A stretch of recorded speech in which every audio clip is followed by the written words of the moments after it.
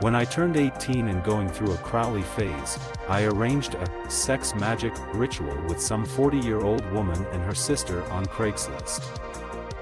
I didn't believe in any of it, I just found the idea of the act appealing. I definitely attracted something because a lot of strange and negative things started to happen to me for months. At a loose end, I attended confession and the priest said, "I know that smell, you have something foul following you around," before I even opened my mouth. He was talking like he could smell something really bad and coughing. I told him about everything that happened and he said, "The Lord is with you now. Go home and sleep and everything will be right tomorrow." I did just that and I had a vivid dream of a naked muscular man wrestling with a grotesque-looking wiry being and breaking his neck.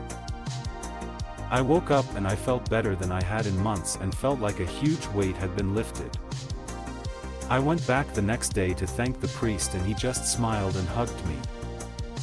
I broke down in tears on the spot. I felt an intense feeling of pure love and warmth. He said, "Christ is beside you right now, my child," and he started to tear up too. I've been a practicing Catholic ever since. In my nightmares, I've encountered many things you might call demons. They can appear as abstract shapes and sounds, humanoid, symbolic. It is subjective to each person. They typically try to intimidate or scare in some way. Some are sexually driven. You can overpower most if you have some willpower. The most troublesome are ones that are manipulative. Demons can use feelings of lust, your lack of awareness, or your values to navigate you into doing something you otherwise wouldn't, particularly in an easily manipulable dream. In a dream, you have complete power if you're aware of the fact you're dreaming. Where they're most powerful to directly harm you is in sleep paralysis states, where you're half asleep and powerless physically. Maintain awareness, try learning how to lucid dream, and they can't get what they want from you. If anyone's interested in some of my experiences, I'm happy to share.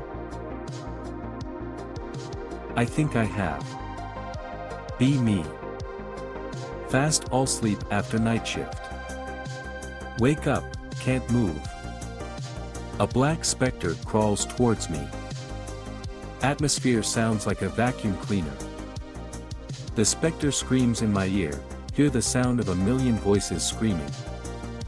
Wake up. Just sleep paralysis, right? Thought so too. I was in a low point in my life. Drugs, porn edict ion, etc. Years later, another low point in my life, but getting better. Be asleep. Sound of vacuum cleaners again. I quickly regain the ability to move, turn my head. A gray creature the size of a soccer ball, curled up in the fetal position, rests on my bed.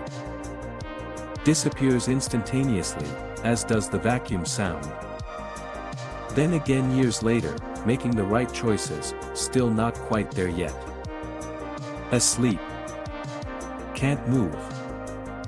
Vacuum sound. I easily wrest from its grip. As I open my eyes, I hear a voice screaming in a language I don't understand. Low-pitched, voice sounds angry, desperate. Me waking up cued it off. I was an atheist back in the days, but became a believer. My life has also drastically improved since then. I don't have all the answers, but I suspect that this might have been a lesser demon attached to me. It was mighty in my early adulthood as I fed it trough my sin and despair. It declined as I got better, and now it's nearly gone. A few times. I suspect my ex of being demonically possessed. They are on a self-destructive path where everything they do is run through a filter of how to do so illegally or involve an illegal aspect. They made themselves a polarizing person to the point where bars she would go to would be suffering from her presence. Most became hostile to her, and she was doing her thing of making the current bar she was going to the same mess. She would often try to get cleaners into the home to pay them with drugs. Of course, I would not allow someone who would accept such payment into the home. They had taken over my home with their little operation, putting locks on the doors of the storage closets without my permission and filling them from the floor to the roof with their drugs and supplies. I called the cops after we had a fight when all I wanted was for her to scale her operation down a bit so things like the vacuum cleaner and light bulbs could be stored in the closet, but this of course escalated into a screaming match as there can be no compromise or de-escalation on her part. She threatened to divorce rape me as we were technically common law, so I called the cops to get her little drug operation busted. She took off, but the cops didn't really care about the drugs and told me to take it up with the courts. This amused my ex, and she was giggling manically as she often does when she thinks she got one over someone.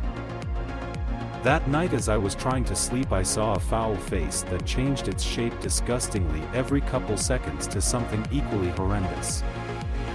It was laughing at me and mocking me. She and I got into another fight a few months later, out of the blue, where she started insulting the neighbors, the neighborhood, started slamming things and calling me whatever awful thing she could think of. I found a security camera later, so she was trying to goad me into a fight to use a recording as blackmail. Can't. I was not responding to any of it, and this made her more angry and act more atrocious. Eventually at midnight she was screaming out on the porch, insults to me and everyone, and I had called the cops as it was a noise complaint. They advised me to get an EPO the next day but refused to remove her. Of course the manic giggling began again. She kept quoting an irrelevant verse from the Bible over and over even when the cops were present. The next day I went to the courts first thing in the morning. She somehow got there before me to get an EPO served against me and have me kicked out of my own home. She made a scene and left. The judge granted me my EPO and the cops removed her from the home. All that day she was arming and disarming the security system and locked remotely until I removed her access and was calling me from her hashtag and her mother's hashtag only to hang up. She slipped up though and left a message, so with that as proof I was able to have a warrant put out for her arrest, and she missed the first hearing of the EPO because she was now hiding from the cops. I guess she crashed her car, likely drunk, and wanted to come back to the city and walked back into the home